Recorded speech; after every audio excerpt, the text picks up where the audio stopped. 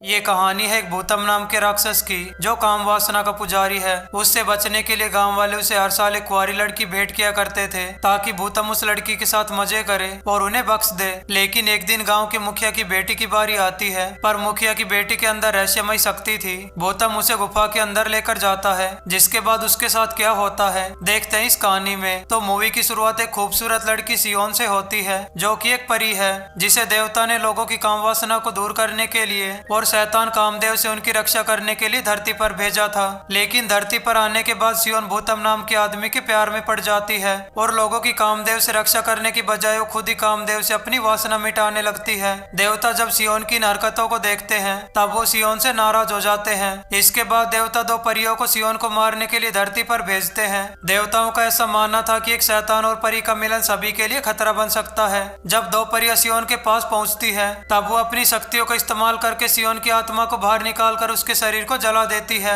सियोन की मौत को देखकर भूतम बहुत ज्यादा गुस्सा हो जाता है और वो अपना कंट्रोल खो बैठता है। वो गुस्से में आकर एक परी को मार डालता है। अपनी साथी की मौत को देखकर एक परी अपनी जान बचाकर पास के गांव में भाग जाती है। वहीं इधर हम गांव में देखते हैं उसी समय गांव के मुखिया की पत्नी एक बेटी को जन्म देती है। इधर परी के पास इतना समय नहीं था कि वो सियोन की आत्मा को देवताओं के पास ले जा सके, इसलिए वो सियोन की आत्मा को उस बच्ची में डाल देती है। अब मुखिया के घर जिस बच्ची का जन्म हुआ था उसके शरीर में सियोन की आत्मा थी। अपनी प्रेमिका की मौत के बाद भूतम आपे से बाहर हो चुका था। उसके गुस्से से पूरे गांव के लोगों की काम वासना जाग गई थी। भूतम के गुस्से को शांत करने के लिए गांव वालों ने कुंवारी लड़की को भेंट करने का फैसला किया और इसके बाद ये प्रथा बन गई जहां गांव वाले हर साल एक कुंवारी लड़की भेंट करते हैं। इसके बाद हम देखते हैं भूतम गाँव से दूर एक गुफा में रहता था और गाँव वाले हर साल एक कुंवारी लड़की को डोली में बिठाकर उसकी गुफा तक छोड़ आते थे ताकि भूतम की आवाज शांत रहे। जिसके बाद भूतम उस लड़की को गुफा के अंदर लेकर जाता था और उसके साथ जमकर मजे करता है। तभी हम देखते हैं कि भूतम के साथ एक औरत भी रहती है जो अपनी शक्तियों का इस्तेमाल करके भूतम के जख्मों को भरती है।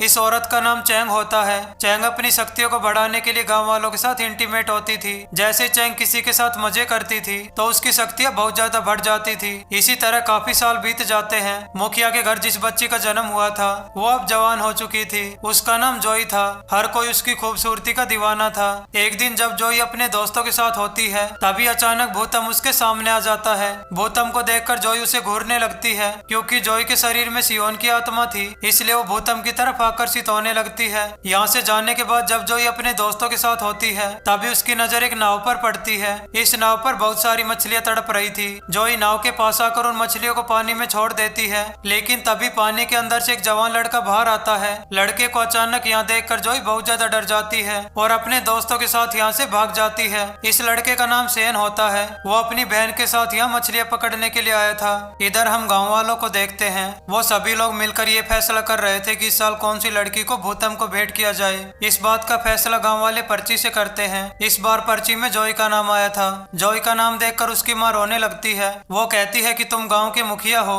और तुम अपनी बेटी को वहाँ जाने से रोक सकते हो, लेकिन मुखिया ऐसा करने से मना कर देता है। वो कहता है ये इस गाँव का नियम है और हमें नियम का पालन करना होगा। वही हम जोई को देखते हैं। वो एक लोहार के पास आती है और अपने चाकू को तेज करवाती है। तभी सेन यहाँ कर उससे बात करने की कोशिश करता है, लेकिन जोई उसकी बातों का जवाब नहीं देती क्योंकि वो भूतम के पास जाने वाली थी, इसलिए वो बहुत ज्यादा डरी हुई है। इसके बाद वो अपना चाकू लेकर यहाँ से चली जाती है। जैसे ही रात होती है गाँव वाले जोई को एक डोली में बिठाकर भूतम के पास ले जाते हैं। डोली उठाने वालों में सैन भी होता है, लेकिन वो इस बात से अनजान था कि अंदर जोई है। रास्ते में जाते समय जोई का चाकू नीचे गिर जाता है। जैसे ही सैन इस चाकू को उठाता है और वो इस चाकू को देखकर समझ जाता है कि अंदर जोई है। जोई को अंदर देखकर सैन बहुत ज्यादा दुखी हो जाता है क्योंकि वो जोई को पसंद करता है। इसके बाद सभी लोग जोई को लेकर भूतम की गुफा तक पहुंच जाते हैं और जोई को वहां छोड़कर सभी लोग भाग जाते हैं। घर आने के बाद सैन जोई के बारे में ही सोच रहा था। वहीं दूसरी ओर हम भूतम को देखते हैं। वो काफी गुस्से में होता है,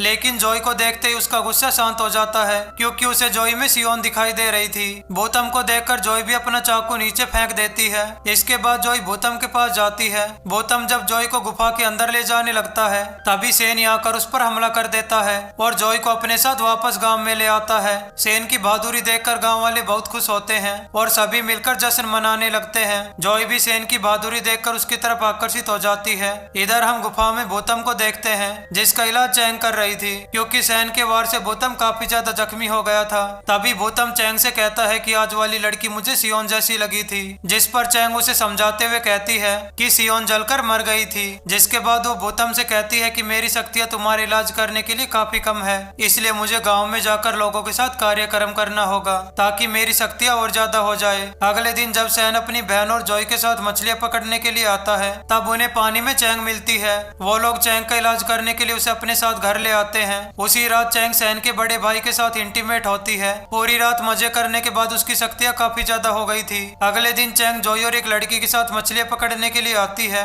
उसी दौरान वो जॉय का बर्थमार्क देखती है। ये देखकर वो समझ जाती है कि जॉय के अंदर सियोन की आत्मा है। इसके बाद वो जॉय को एक एयर बैंड देती है और भूतम के पास वापस आ जाती है। जिसके बाद वो भूतम से कहती है कि आज मैं उस लड़की से मिली थी जो कल तुम्हारे पास आई थी। उस लड़की का नाम जॉय है और उसके अंदर सियोन की आत्मा है। वो भूतम से ये भी कहती है कि अगर सैन और जॉय इंटीमेट हो जाते हैं तब तुम पूरी तरह से खत्म हो जाओगे। ये सुनकर भूतम को बहुत गुस्सा आता है और वो उसी रात गाँव में हमला कर देता है। भूतम के गुस्से की वजह से पूरे गाँव में काम वासना जाग जाती है। वहीं दूसरी ओर हम सैन को देखते हैं। वो अपनी बहन और जॉय को लेकर गाँव से दूर जा रहा था। सैन उन दोनों को लेकर एक साधु के पास पहुंच जाता है। जॉय को देखकर साधु से कहता है कि तुम भूतम को मार सकती हो, लेकिन इसके लिए तुम्हें और ताकतवर बनना होगा और ताकतवर बनने के लिए तुम्हें किसी कुंवारे लड़के के साथ संबंध बनाना होगा। ये सुनने के बाद सैन और जॉय एक कोने में जाते हैं और दोनों भयंकर तरीके से कार्यक्रम करते हैं। इधर सैन की बहन बाहर खड़ी होकर अपने बालों को ठीक कर रही थी। तभी साधु की नजर उसके हेयर बैंड पर पड़ती है। ये देखकर साधु से कहता है कि ये तो भूतम का जादू हेयर बैंड है और इसके जरिए उसे पता है कि तुम लोग अभी कहाँ हो। साधु ये सब कह ही रहा होता है पर तभी भूतम यहाँ पहुँच जाता है और वो सैन को पकड़कर अपनी गुफा में ले आता है और उसे बर्फ में कैद कर देता है। इसके बाद जॉय और सैन की बहन भी यहाँ पहुँच जाती है। मीना भूतम के पास जाती है और अपने शरीर के जलवे दिखाकर भूतम को अपनी तरफ आकर्षित करती है। जिसके बाद हम जॉय को देखते हैं